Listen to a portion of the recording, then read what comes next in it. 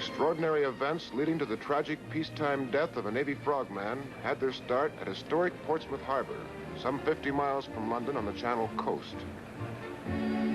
The time was early spring. The place, the bar of Keppel's Head Hotel. The incident, based on actual facts taken from documented records of Intelligence Operations Unit C, your United States Counterspies.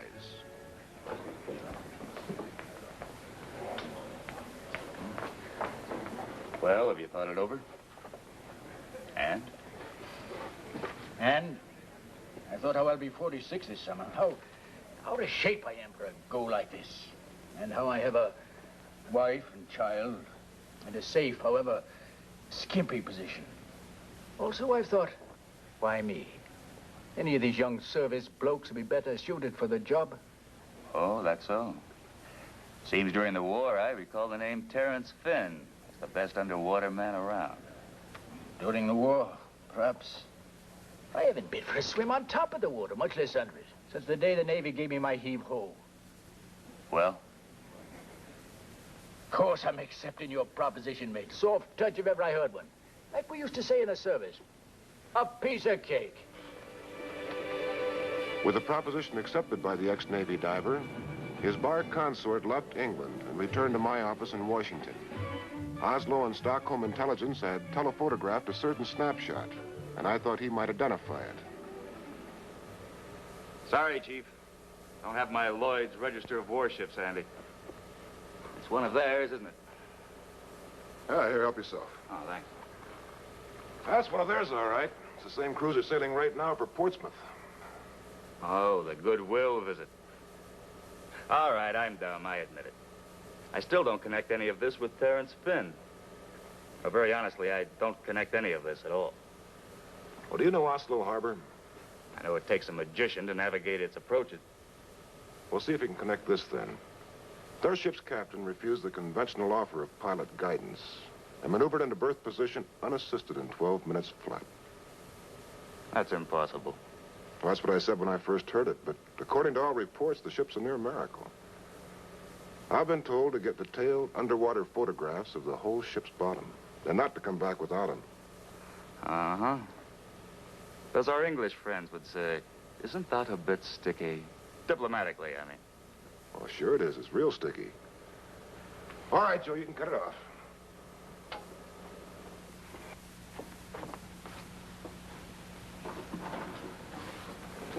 Now, that's why I can't use an official diver.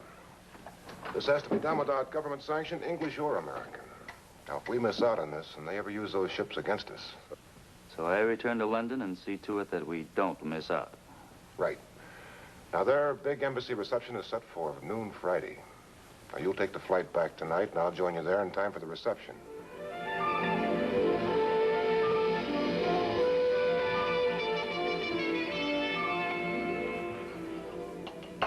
Of course I've got a trick up my sleeve, Doctor.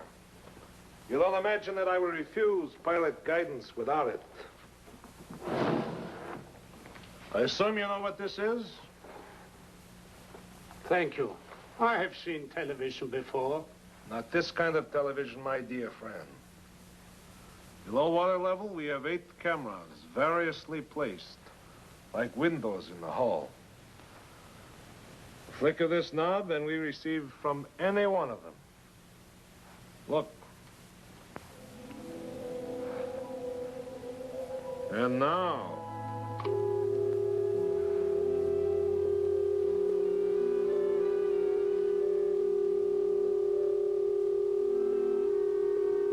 It's enough. Turn it off.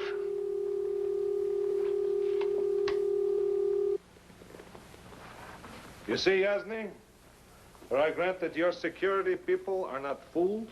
There are those of us in naval service with some brains of our own. My refusal of pilot guidance should tempt any of their divers. Well, curiosity will kill a frogman just as it will a cat. It would be embarrassing, to say the least, to have him found trapped against our hull. Most embarrassing indeed. So I've prepared for that eventuality as well. You see, Yasny, we can assume that oxygen breathing apparatus will be used by any snooping diver. Their oxygen avoids telltale bubbles. It is also a serious drawback, correct? Toxic poisoning below maximum level. Precisely. But if our own frogmen team using demagnetized suits and compressed air apparatus were to release a trapped diver and force him down, well below maximum level. You follow me now, Doctor? Accidental death due to oxygen poisoning.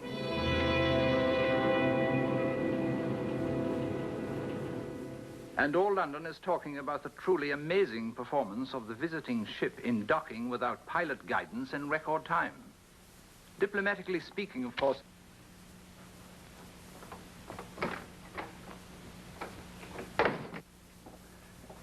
Excuse me, Mr. Mccallum. Sure.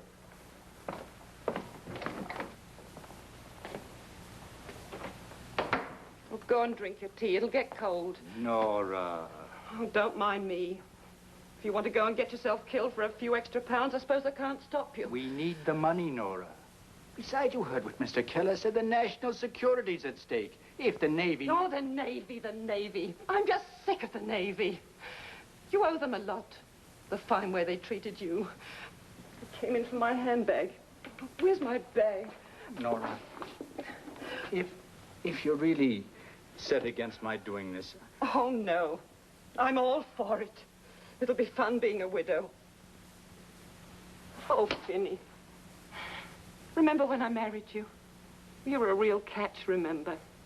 War hero, top pay, with a guaranteed future Navy desk job. And you said all you needed was a family to share it. And I could provide that. Oh, Nora. I got what I bargained for, didn't I? Furnished flat, unpaid bills, and a husband that's like a fish out of water. Oh. Not being much of a wife, am I? I think you are.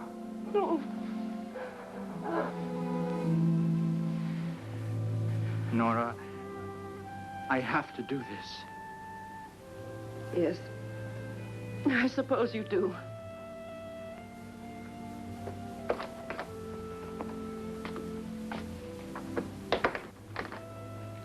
Okay, now, mate. Where were we? I don't have to tell you that no one can intervene officially if you happen to be spotted. Even your own government won't know you. I understand. All right, then. It's tomorrow. 4 o'clock sharp. With the visiting dignitaries lunching in London, some 50 miles away, the odds ought to be working for you rather than against. Don't worry, mate. It'll be clear sailing.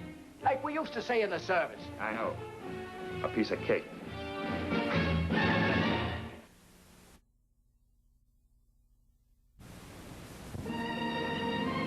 At noon the following day, my plane landed at London Airport on schedule. Given freedom of the port, I was conducted through Customs Gate where Agent Keller was waiting for me.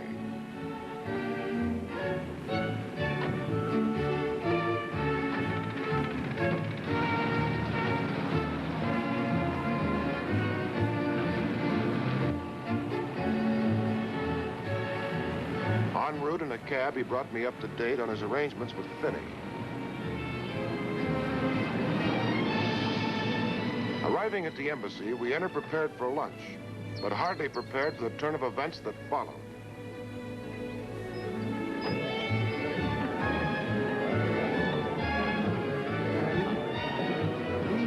Oh, monsieur. Well, Colonel, better late than never. Come have a drink.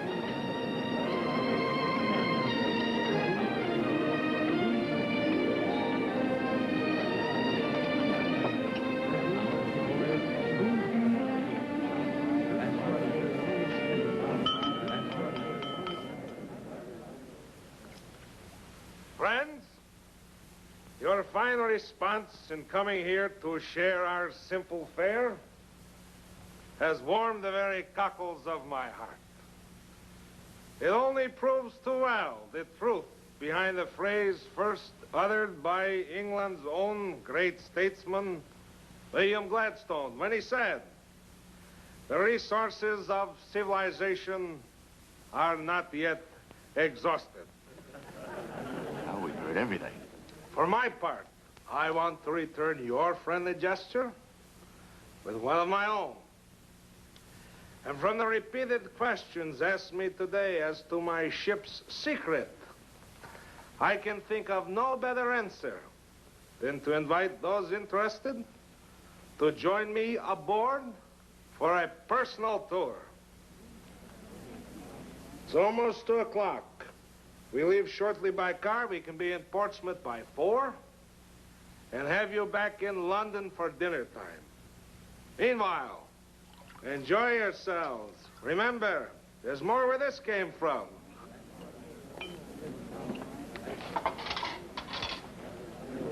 Portsmouth at 4.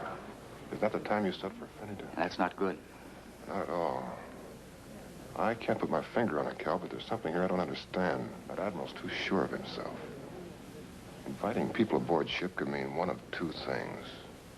Either the man's a plain fool, or he knows something that we don't. Does Finney have a phone? Let's call him.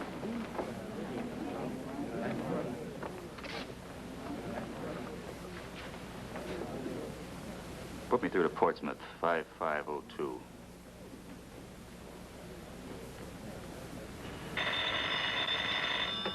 Hello. Oh, it's you, Mr. Keller. Why, no. He left some time ago, about an hour. There's nothing wrong, is there?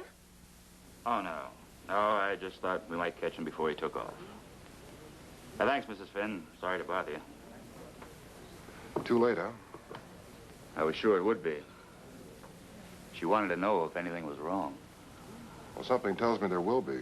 Something tells me if Finney makes this dive, it's liable to be his swan song. And ours, too. Now, we've got to get those pictures, though. It's vital. Gentlemen, I suggest we get started. Yes? So where do we go from here? Well, I go on board ship. You go stop Finney. We're calling that dive off until tomorrow. Right.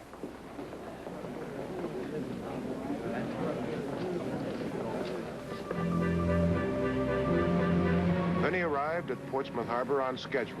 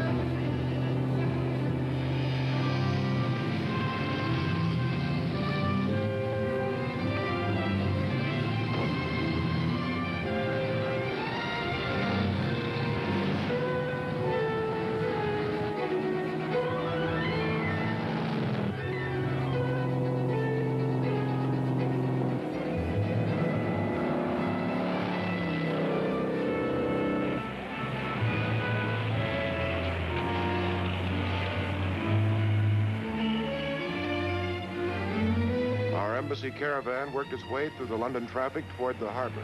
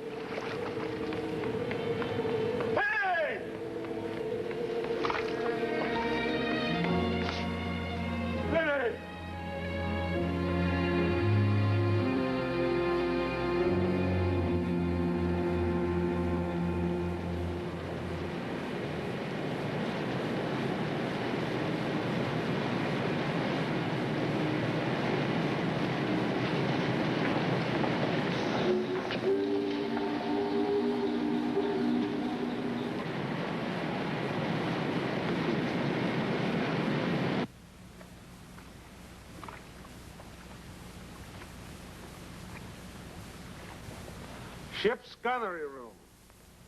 Shells and spares for 11-inch and 5.9-inch cannon. Let the others in the rear have a chance to come forward to see, please. 4.1 high-angle guns, magazine explosives, torpedo tubes. Any questions?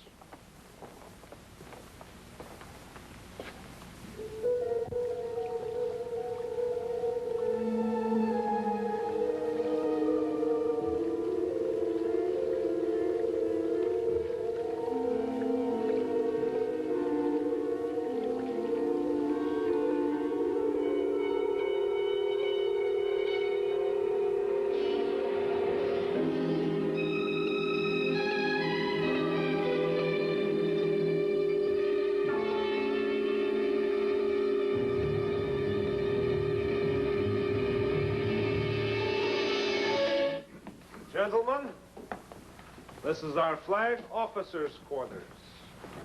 A handsome decor, I'm sure you'll agree. And every item a product of our own experienced craftsmen. Yes, yes, what is it? I thought I left absolute instructions.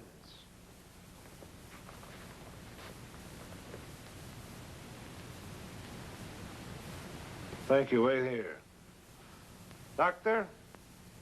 Perhaps this excursion has tired our good friends. Why don't you escort them to the officer's wardroom for some, shall we say, liquid refreshments? This way, gentlemen, if you please.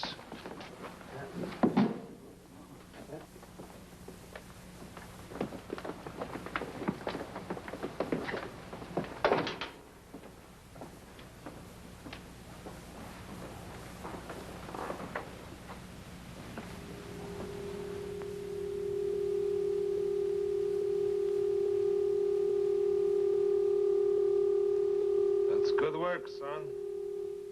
I'd like to let him stay there like a fly stuck to paper. As Dr. Yesny said, it might prove embarrassing. So go to the diving room and send Radamar to me here at once.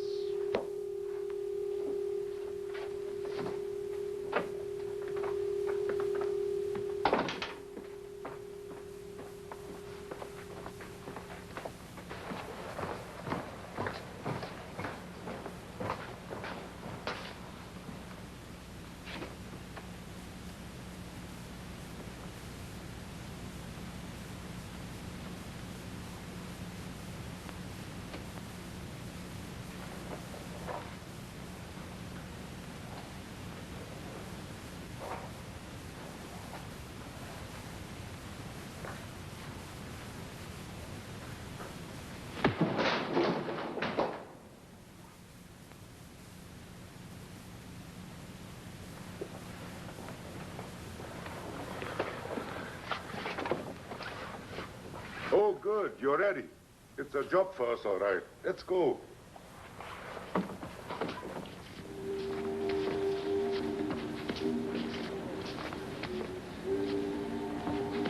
You know what to do, man. Let's do it.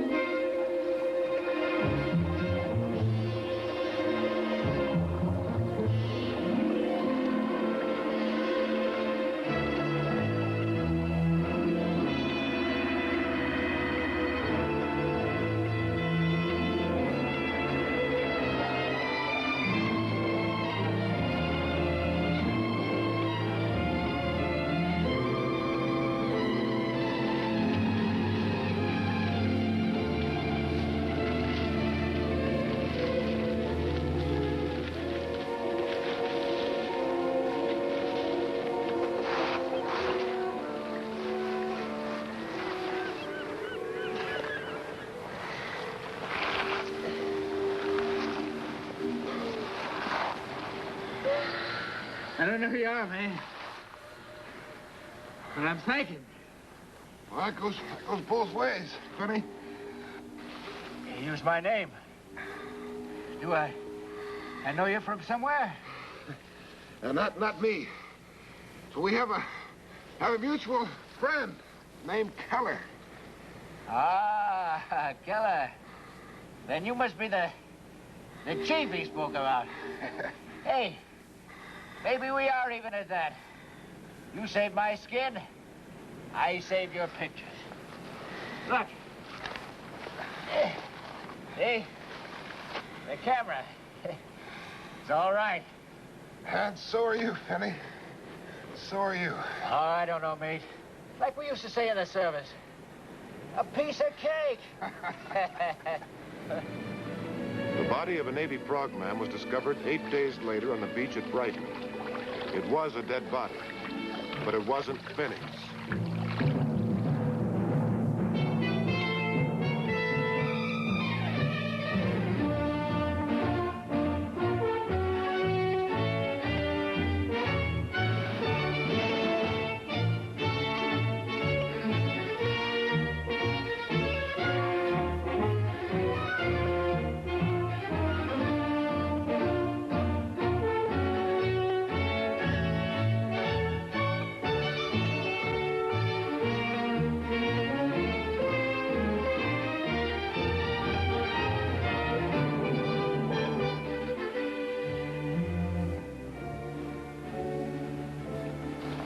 Counterspying is essential because certain powers still believe in war, still believe in any means to achieve a ruthless end.